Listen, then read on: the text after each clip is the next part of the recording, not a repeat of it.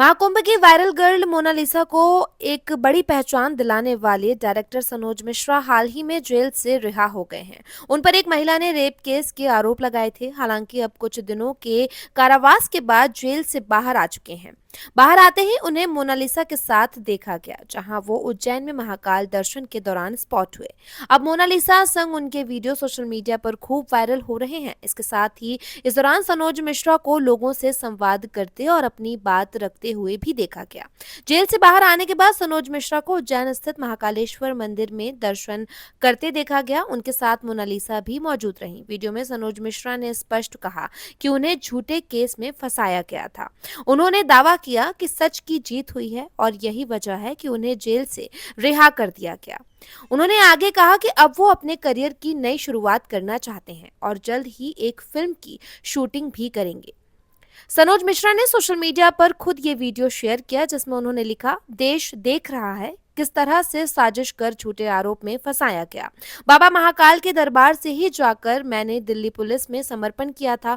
वापस आकर भी उज्जैन से जीवन की शुरुआत हो रही है। बहुत जल्द ही फिल्म की शूटिंग शुरू करूंगा। नमस्कार देशवासियों, मैं फिल्म डायरेक्टर सनोज मिश्रा।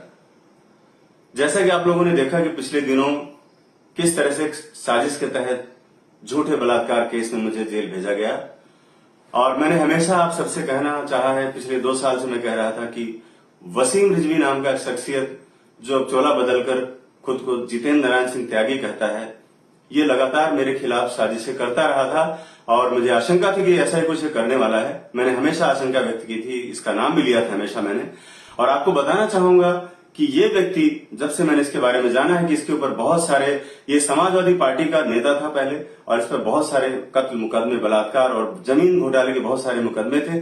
जब इसने देखा कि सरकार बदल रही है और राष्ट्रवादी सरकारें आ रही हैं, तब इसने राम नाम का चोला ओढ़कर अपने आप को बचाने की पूरी कोशिश की।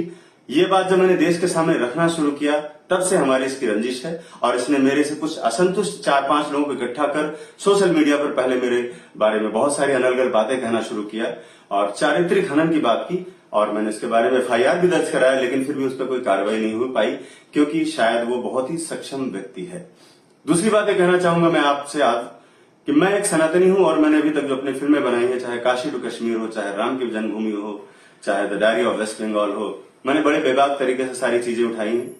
देश के जो ज्वलंत मुद्दे जिन पर कोई बात नहीं करना चाहता है, उनको मैंने बड़ी ही निडरता से लाने की आपके सामने कोशिश की है, क्योंकि मैं बचपन से जिस राष्ट्रवादी धारा से जुड़ा रहा हूं, मैं संघ से जुड़ा रहा हूं बचपन से, और वो विचारधारा मेरे अंदर है। मैं किसी को दिखाने के लिए, अपने आप को हाईलाइट करने के लिए, या मैंने कोई स्मैक तो बेचता नहीं कि मैं अपने जुर्म को छुपाने के लिए, मैं किसी को खुश करने के लिए या राजनेता बनने के लिए मैं ऐसा करता हूं। नहीं, ये मेरे खून में, मेरी आदत है, मेरे संस्कार है। और मैंने अभी तक जो फिल्में की हैं, चाहे उस पर मेरा घर जलाया गया हो, मैंने किसी से कभी कोई शिकायत नहीं की। मुझे जान से मारने की कोशिश की गई, मैंने कभी किसी से कुछ नहीं मांगा। मुझे बंगाल सरकार ने मेरे ऊपर तमाम एफआईआर की, मुझे अरेस्ट करना चाहा, मैं वहां से अपनी जान बचाकर भागा। मैंने कभी किसी से कोई भी शिकायत नहीं की, कुछ भी नहीं मांगा। लेकिन आज मैं आपसे कहना चाहता हूं कि जिस वसीम रिजवी पर इतने सारे आरोप लगे हैं, जिस वसीम रिजवी ने पूरे हिंदू समाज को धोखा दिया है, जिस तरह से उसने अपने आप को ड्रामा किया है, जिस तरह से अपना चोला बदलता रहा है, अभी माननीय न्यायालय जम्मू कश्मीर ने उसके खिलाफ कुछ आदेश पारित किया है 2 साल से लगातार कि इसको अरेस्ट करके भेजा जाए, इसको अरेस्ट करके भेजा जाए। लेकिन हमारी सरकार, उत्तर प्रदेश सरकार, जो माननीय योगी आदित्यनाथ जी जहां का मुख्यमंत्री हैं, जिनको बहुत ही बोल्ड डिसीजन लेने के लिए जाना जाता है, उन्होंने अभी तक, उनकी पुलिस ने अभी तक उसको गिरफ्तार कर नहीं भेजा है। और वहीं उल्टे मेरे साथ जो एक झूठे आरोप में मुझे तुरंत अरेस्ट करके जेल भेज दिया गया और 2 महीने बाद मेरी जमानत हुई है। माननीय न्यायालय के आदेश का मैं पालन कर रहा हूं, और जो उन्होंने जिस तरह से इन लोगों पर एफआईआर दर्ज करने की बात कही है माननीय न्यायालय ने, मैं चाहता हूं देशवासियों, दिल्ली सरकार हमारी अपनी सरकार है, लेकिन यहाँ की जो पुलिस है वो बहुत भ्रष्ट है, जो एक भुक्तभोगी हो सब जानते हैं।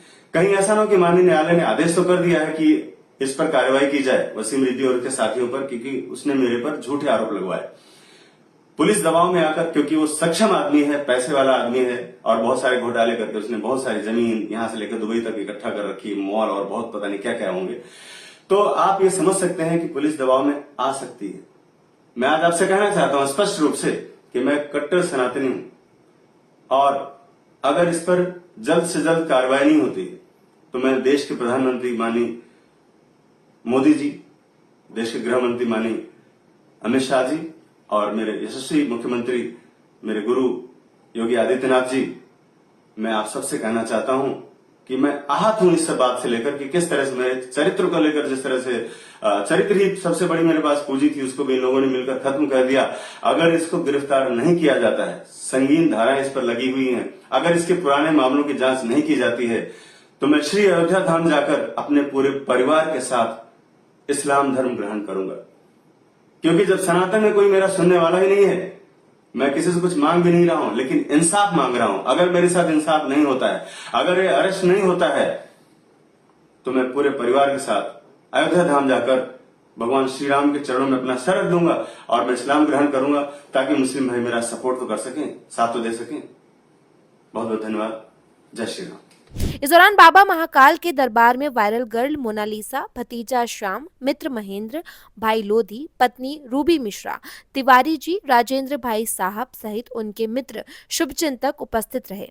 सनोज मिश्रा के बाहर आने पर मोनालिसा भी भावुक और खुश नजर आईं। उनका कहना था कि डायरेक्टर सनोज मिश्रा के बिना वो खुद को अधूरा महसूस कर रही थी और अब जब वो वापस आ चुके हैं तो आगे का सफर फिर से शुरू करेंगे। बाबा महाकाल के दर्शन करने के बाद फिल्म की शूटिंग जल्द ही शुरू होगी। बता दें, मोनालिसा मध्य प्रदेश की रहने वाली हैं और महाकुंभ में माला बेचते हुए वायरल हुई थी, जिसके बाद सनोज मिश्रा का उन्हें सपोर्ट मिला। सनोज मिश्रा ने मोनालिसा को एक फिल्म ऑफर की, जिसके बाद से मोनालिसा सुर्खियों में बनी हुई हैं। तो वहीं इस बीच सनोज मिश्रा को एक लड़की ने रेप केस में हवालात की सजा दिलवा दी थी, जिसके बाद सनोज मिश्रा अब वापस जेल से बाहर आ चुके हैं और मोनालिसा के साथ महाकाल मंदिर में स्पॉट हुए, जिसके बाद से एक बार फिर सनोज मिश्रा की नई मूवी की चर्चाएं शुरू हो चुकी हैं।